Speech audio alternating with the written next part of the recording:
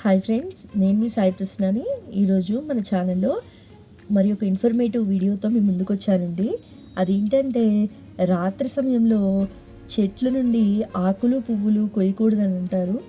అసలు అలా ఎందుకంటారు, దాని వెనుకున్న రీజన్ ఏంటి అన్న విషయం గురించి తెలుసుకుందామండి.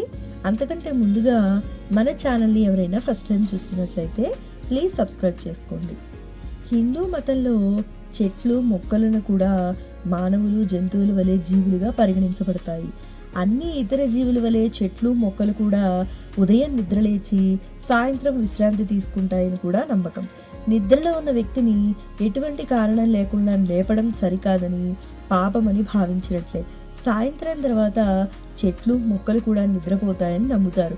అందుకే వాటిని తాకటం లేదా సాయంత్రం తర్వాత వాటి పువ్వులు ఆకులు తీయటం అవి ఇబ్బంది పడతాయట. ఈ కారణంగా రాత్రి సమయంలో చెట్లను మొక్కలను తాకటం లేదా తెంపటం పాపమని నమ్మకం.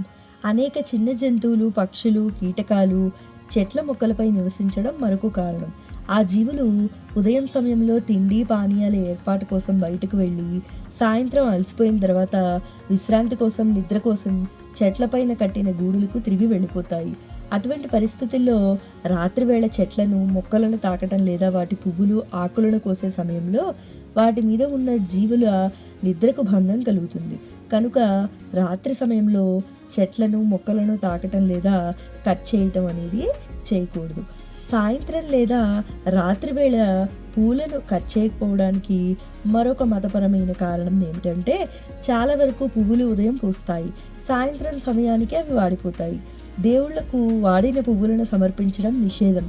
కనుక రాత్రివేళ పువ్వులను కట్ చేయకూడదు. శాస్త్రీయ కారణం ఏంటి అసలు అనేది ఇప్పుడు తెలుసుకుందాము. సాయంత్రం తర్వాత చెట్లను మొక్కలను తాకటం, వాటి పువ్వులను ఆకులను కోయటం కూడా శాస్త్రీయ దృక్కోణంలో చూస్తే తప్పుగా పరిగణించబడుతుంది. దీని వెనుక కారణం ఏమిటంటే, పగటి సమయంలో చెట్లు మొక్కలు ఆక్సిజన్ను విడుదల చేస్తాయి. అయితే రాత్రి సమయంలో చెట్లు మొక్కలు ఆక్సిజన్కు బదులుగా కార్బన్ డైఆక్సైడ్ని విడుదల చేస్తాయి. అందువల్ల రాత్రివేళ చెట్లు మొక్కల కిందకు వెళ్ళడం వల్ల ఆక్సిజన్ కొరత ఏర్పడుతుంది. అందుకే రాత్రిపూట చెట్లు మొక్కల కింద పడుకోవడం చేయకూడదు. సో విన్నారు కదండి, రాత్రి సమయంలో చెట్లు మొక్కల నుంచి ఆకులు పువ్వులను ఎందుకు తెంపకూడదు, అసలు దాని వెనుక ఉన్న రీజన్ ఏంటి అన్న విషయం గురించి తెలుసుకున్నారు కదా. నా వీడియో మీకు ఇన్ఫర్మేటివ్గా అనిపించిందని అనుకుంటున్నాను. నా వీడియో మీకు నచ్చినట్లయితే లైక్ చేయండి, షేర్ చేయండి. కొత్త వాళ్ళు మన ఛానల్ చూస్తున్నట్లయితే ప్లీజ్ సబ్స్క్రైబ్ చేసుకోండి. Thanks for watching.